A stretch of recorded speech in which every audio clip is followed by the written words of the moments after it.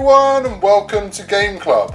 And as we've only got 4 videos left to go of this season, we thought we'd go and enjoy some world monuments because, well, hopefully we'll be able to see some world monuments. Join us as we play and review world monuments.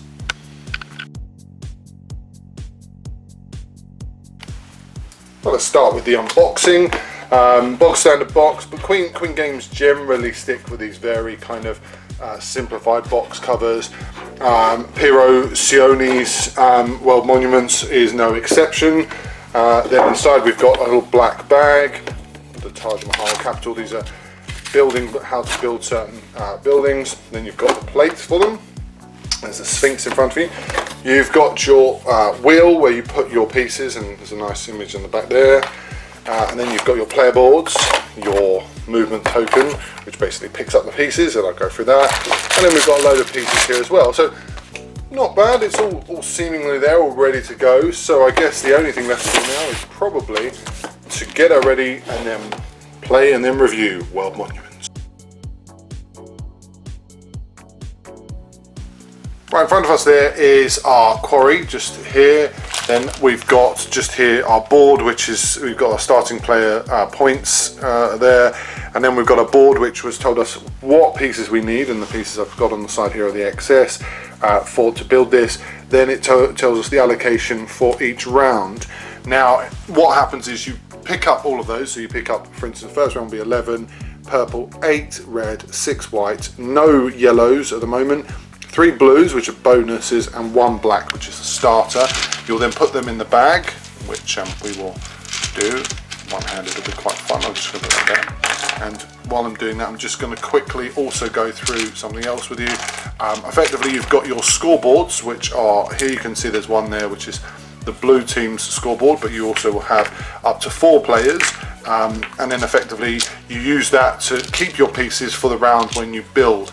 So what happens is all of your pieces, as you move, and I'll show you exactly how movement works, but effectively you will use that to disguise your pieces, because even though people will probably keep track of what you've got, you will find that you need to try and disguise your pieces and play them as you need to. Right, so basically what happens is one of each of these goes around the outside. There we go. Oh. We'll just keep doing that. There we go. So 2 blue. There we go. And so we've got those. Then inside we do 2 of each. So there we go.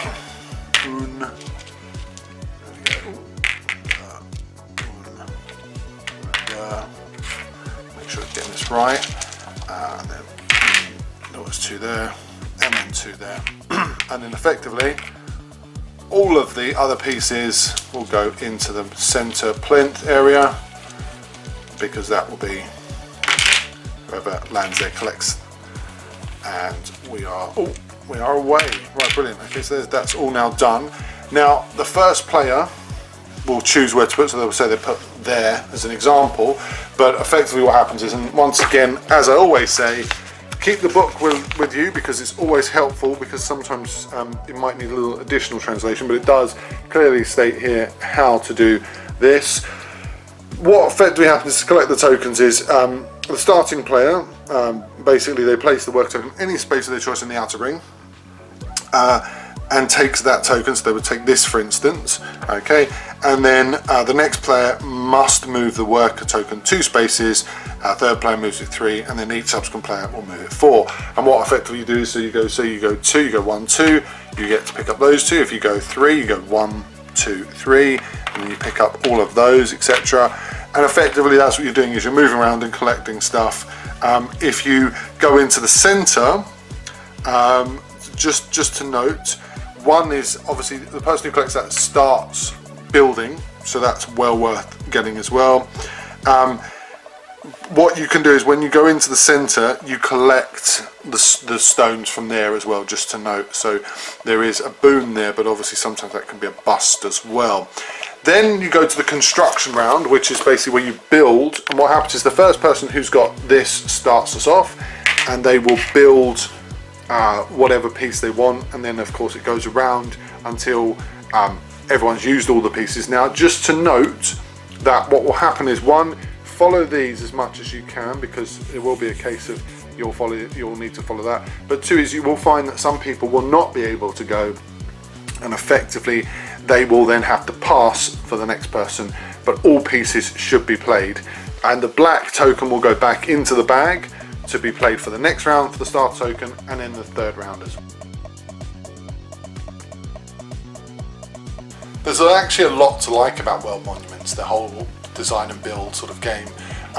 I think that it's the sort of game that works well with families. It fits to 4 people very easily, and in fact actually fits to 2 people very easily as well. 3 people we found it a little bit sort of misjoined, because it came a little bit stop-start when it comes to build, but to be fair, it's not terrible, so you can get over that, and it will get more fluid.